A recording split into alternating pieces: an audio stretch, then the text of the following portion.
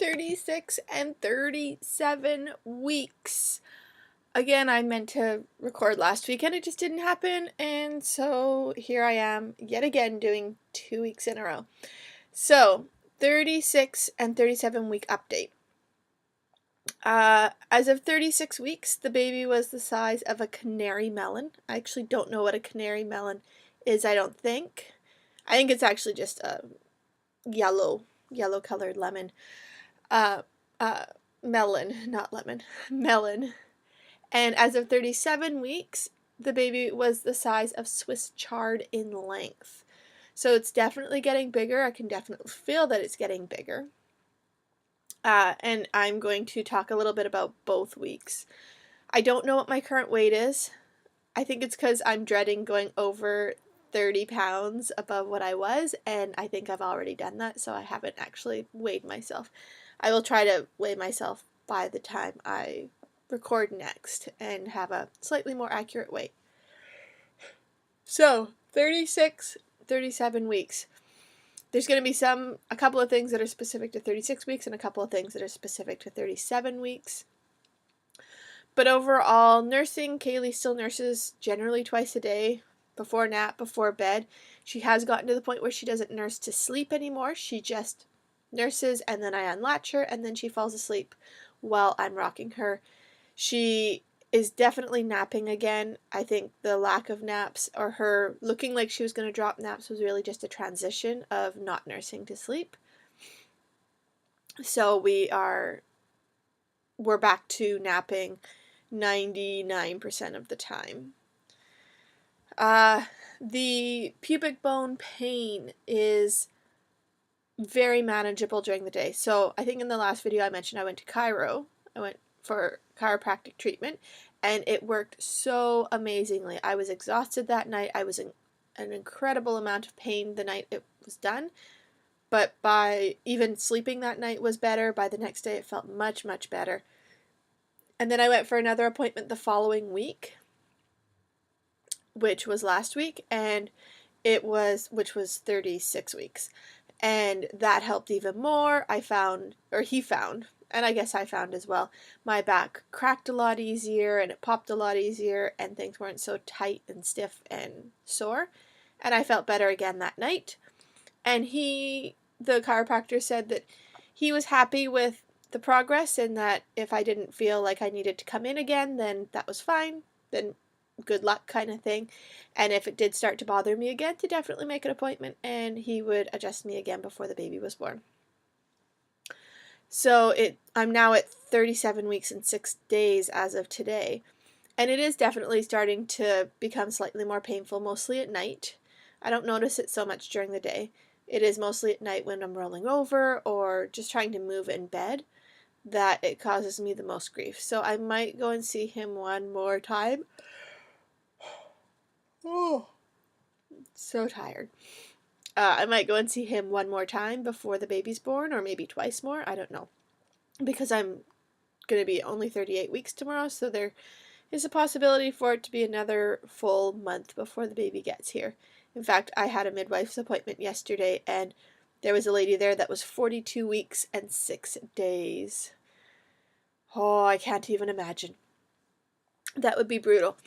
So, definitely pubic pain is better. The midwives recommended one more thing too that I hadn't thought of, and I never would have thought of, was wearing a satiny or silk kind of pajamas to make it a little bit easier to roll over in bed. And I've got some silky pajama bottoms. They're just shorts, so I wear those, and it does help a little bit. She recommended wearing full-length pants and a full-length shirt, but I am just way too warm for that. My husband's freezing cold, and I'm sweating in bed at night because I have this little heater in my abdomen that is giving off giving off a lot of heat. Excuse me. So I had a midwife appointment at 36 weeks. Baby was measuring much bigger. So I've been measuring 3 to 4 centimeters below the week that I am. So when they measure my fundal height at 36 weeks, or 35 weeks, I was measuring 31 centimeters. and in theory I should be measuring 35 centimeters. So I've been measuring generally 2 to 3 centimeters below, and then I was 3 centimeters below, and then I was actually 4 centimeters below in my 36-week appointment, or 35-week appointment, which was a little concerning because they like to be within 3 centimeters of either side of the week that you are. And we didn't do anything about it. I thought if it is still at 4 centimeters below or even 5 centimeters below as of my 37-week appointment, they would probably send me for a growth scan of some sort. But then the following week at 37 weeks, I was measuring 36 centimeters. So I had a huge growth spurt during that week, or the baby shifted position, and so it made me measure much larger. And even as of yesterday's appointment, I was still measuring 1 or 2 centimeters below my week. So I think the baby's either really grown or just really shifted position. At my 36-week appointment, the midwife wasn't convinced that it was the head down, but up high was definitely not the head. But she wasn't convinced that down low was the head, so she used a different, not so modern kind of tool, because Dopplers will pick up heartbeats pretty easily from most places on the abdomen, as long as you point it in the right direction. So she used, it was like a wooden round piece with like a funnel on it, and the funnel piece goes against your belly, and there's a little hole in it. She puts it on your stomach and listens through the hole, and it basically will only work if you're right above the heart of the baby. And she checked, and the heart rate was still well below my belly button, so we aren't too concerned about that. And as of yesterday's appointment, yeah, they're not concerned at all. What else? We talked a little bit about home birth, how exhausted I am, and how I meant to, a couple of appointments ago, ask for repeat blood work to check my iron just because I was so exhausted, and I completely forgot because by the time that appointment came along, I wasn't feeling so exhausted anymore. But they do offer repeat blood work to check your iron closer to your due date, around 36, 37 weeks. So I did opt in for that, and I had blood work taken, and my iron is still kind of low, but not worrisome low or anything like that. What was slightly more concerning was my platelets are a little bit low. The midwife said I can go and see a hematologist, that would be fine, but that at the numbers that my platelets were showing, they wouldn't do anything. It isn't low enough. I'm just barely below the low end. She said it does not preclude me from a home birth, which is awesome, as long as it stays approximately where it is and doesn't drop down too far. She did recommend taking chlorophyll, which will help increase my platelets.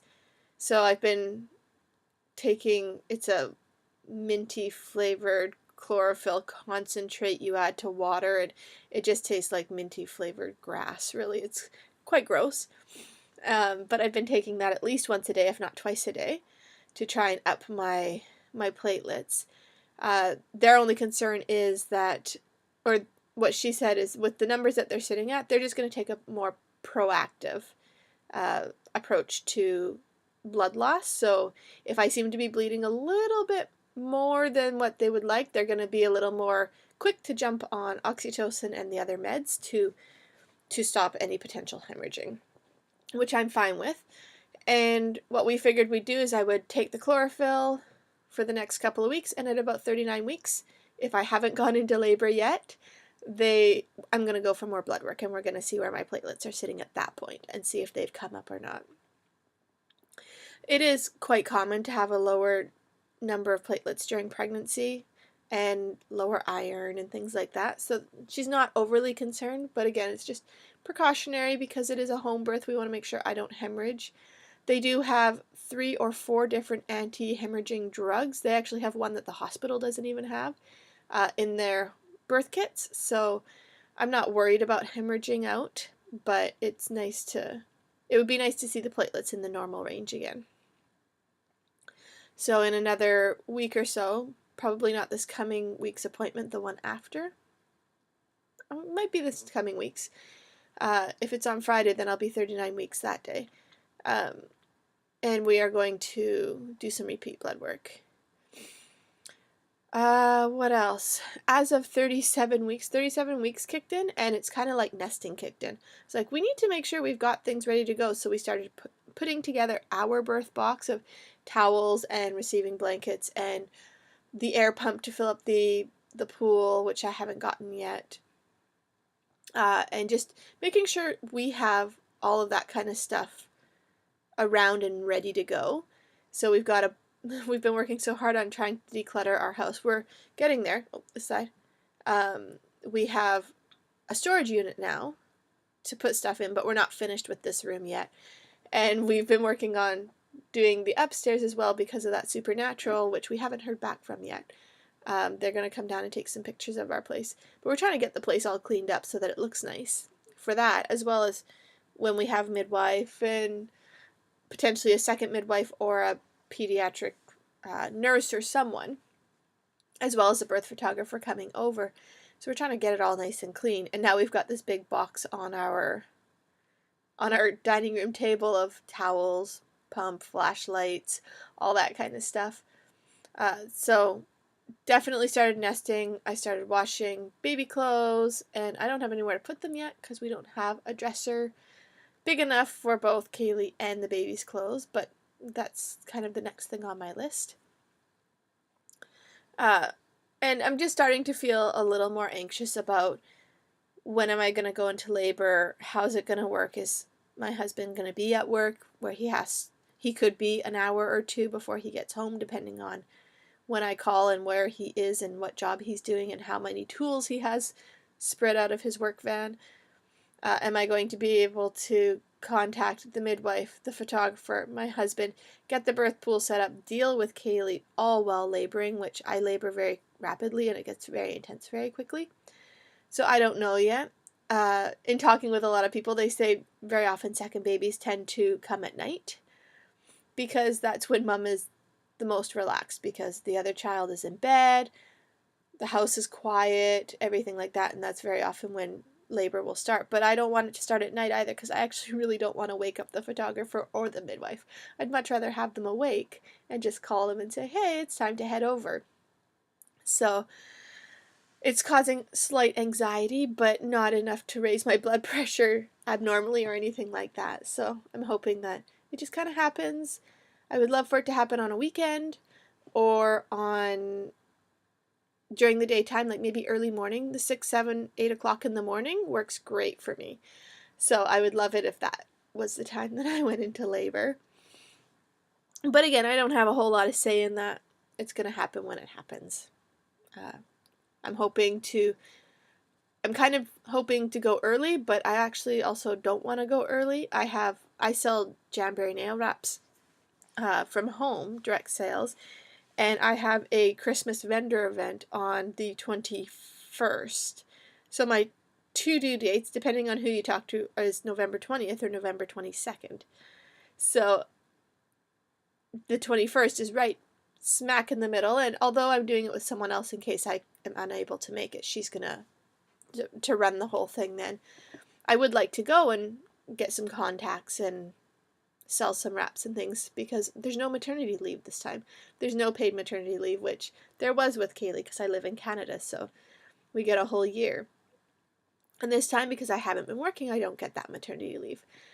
So I kind of want to do that one event, so maybe on the 22nd. The 22nd would be a good day to go into labor. And then as of this week, for 37 weeks, I'm just looking at my notes off to the side. I had my Group B strep test this week. I did that yesterday. I'll find out the results next week. And that's where they're just checking to see if I have Group B strep active right now. I was negative with Kaylee, and I might be this time too, but it's something that can come and go, and they just want to make sure. I had a midwife appointment yesterday, and baby's heart rate sounds good, everything's on track. We talked a little bit about the newborn tests and procedures of the vitamin K injection, whether or not we wanted to do that, and we're going to opt in for the vitamin K injection. There's the erythromycin, the eye drops, which in a lot of hospitals just automatically get put in, or used to, but really that is only an issue if there's a potential for chlamydia or gonorrhea. That's why they put those drops in, And because I'm not at risk for any of those, we opt out of that one. And then the other newborn test is the heel prick, where they take some blood and they test for some different metabolic disorders. And we have opted in for that one as well, particularly because we know Kaylee is so small for her age that it would be nice to just know that metabolically at birth, the second baby is normal. And we'll see if it has weight gain issues like Kaylee, or if it's just small or normal sized, or what happens with that. At my 36-week appointment, again, they weren't sure 100% if the head was down, but what was up definitely didn't feel like head. And the baby was lying up my right side, so they could feel the back along the right side of my abdomen. At the 37-week appointment that I had yesterday, I think it was yesterday. My days get so confused now. The baby is definitely head down for sure, but the baby switched to my left side now, so its back is up my left side. So I'm getting a lot of kicks and pokes and movement out on the right side of my abdomen. The baby has definitely decreased in its movements. Still moving, would still be meeting kick counts if I was doing kick counts, because it still moves quite a bit, but those movements are a lot less jarring, a lot more subtle, and less frequent. There's definitely more of a rhythm to the movements. Braxton Hicks are still super strong, uncomfortable, almost make me nauseous at times. They've decreased a little bit over the last week or so, but not too bad. They're still definitely there. Sleeping, I'm having sleeping issues in the fact that it's hard for me to get comfortable and stay comfortable for any length of time, with my pubic pain, back pain, just general movement, general breathing. Because the baby's getting so big, it's really pushing up on my diaphragm. And as of the last couple of weeks, it seems like my toddler, who was only waking once or twice a week, has gone back to waking once a night. So it seems like every night, at some point during the night, she wakes up. I have to go in. She doesn't nurse again, but I have to go in and wait for her to fall back asleep, and then I can go back to bed. So it's definitely making me more tired. I think that's all I've got. I will do a belly shot. I don't even think I really have anything that's TMI, because there really isn't anything that's TMI. I think that's it. My newest addiction, which I'm out of now, Dad's oatmeal chocolate chip cookies. They're so good. I'm eating way too many of them. Maybe that's why the baby's size jumped 4 centimeters over the course of 1 week, is that I've kind of relaxed a little bit on the eating healthy, and I'm kind of just giving in to some of those, oh, I want cookies now, and it's Halloween, and so you end up eating a lot of junk food around Halloween, and I'm just not eating as healthy. So maybe that's why the baby has grown so rapidly so quickly, or grown so rapidly over such a short period of time. But we'll see. I'm just hoping it doesn't get too big, because I don't want to tear again. Not that it was incredibly painful, and recovery from tearing I actually didn't find to be bad at all. I just don't want to tear again and have to sit there while they put stitches in. And so we're going to try some different techniques about not pushing during that time, breathing, panting, all that kind of stuff. I borrowed a book from the midwives that's called We're Having a Home Birth, and it's designed for little kids like Kaylee's age and maybe slightly older, about what's going to happen and things like that. So, and she loves it. I think we've read it 2 or 3 times now, because she always wants to read it. But I've also ordered some books for her, some Big Sister books from Chapters that should be here within the next 10 days or so. So hopefully they get here before the baby. If not, we'll read them. Maybe while I'm nursing the baby is a good time that we can read a Big Sister book. I'm really looking forward to when my milk comes in. I'm going to probably record it. Like, once my milk comes in, the first time that Kaylee nurses after my milk comes in, I'm probably going to film her reaction, because I do have a very strong letdown. At least, I'm assuming it's going to be the same as the last time. I have a strong letdown and I have a lot of milk. So I'm curious as to what's going to happen when she starts nursing for the first time, when my milk comes in and all of a sudden she's getting sprayed in her mouth with milk.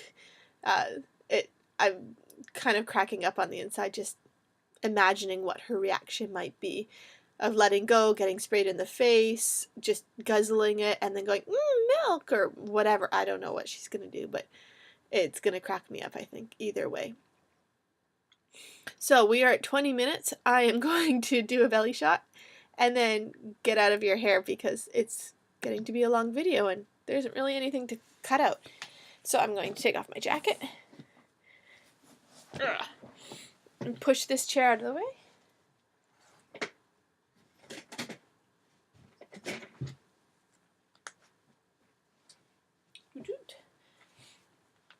Sorry, she was playing with some of my Jamberry scraps, so they're on my chair. So it's straight on, can't really see much. I just look like a pear-shaped person. Then we turn to the side, and there's baby. Baby's very low, but baby's been very low the entire time. And we'll turn this way. And then we'll fold up the shirt. Roll up the shirt, fold down the belly band. So there's the side view, front view, so incredibly low. Makes me have to go pee all the time. So this is sucked in, you know, looking like 7 months pregnant, and this is me at 8.5 months pregnant, relaxed. Super, super low, top of the uterus is right there when I'm standing. But when I'm lying down, it's actually almost up to my sternum. Swelling has been a big issue for my feet over the last little while. Let me push that bucket out of the way. That's something I haven't mentioned. As of last week, I think it was, my ankles really, really started to swell. And my feet, to the point where it hurt to walk because my feet were so swollen that you compressed the bottom when you step, and it made the top hurt because there was just so much pressure. And I just try to elevate my feet. I try to sleep with them on a pillow and a folded up blanket at night so they're nice and high. Just trying to keep them up, drink lots of water, reduce salt and sugar, and everything that I can do. Last night they actually were really good. By the end of the day, they were just very, very slightly swollen in my ankles. But I didn't do anything different yesterday. I have no idea why, unfortunately. If you've got any suggestions on how to prevent your feet and ankles from swelling too much, definitely let me know. I don't want them to become super painful or anything like that. I just don't want that. I do plan on making an appointment probably today if Kaylee doesn't wake up by the time that I'm done all of this. I will call and make an appointment. I want to get my legs and bikini zone waxed, just to, you know, tidy things up a little bit. One, because we do have a birth photographer coming, so I want my legs to be as smooth as I can. So I've been holding off on getting waxed, but it's to the point now where labor could happen at any time, so I'd rather get it done because the hair is getting really long, so that it's ready for waxing. And then bikini zone, just for a couple of reasons. One, I still go swimming with Kaylee every week at this point, and any women that I know of, their pubic hair does not all maintain within a bikini zone. You do end up with a little bit of growth outside of that area, so I wanted to get that cleaned up because I can't see it anymore. And I want to get the bikini zone cleaned up and then trim the rest. And I can trim it because I've got clippers with a guard on it, and I can keep it trimmed for cleanliness purposes.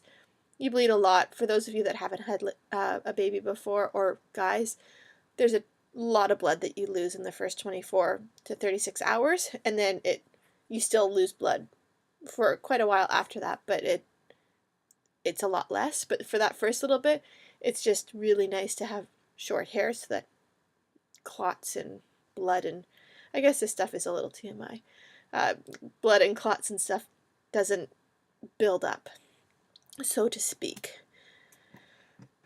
And I'm out of breath. But we are at 25 minutes, so I will talk to you guys next week. I'm going to do one next week, and I'll do them weekly from now on regardless. They might be on my phone in the living room, they might be in the car, they might be with my daughter, but I will do one every week from now until the baby's born. I will talk to you guys later. Bye.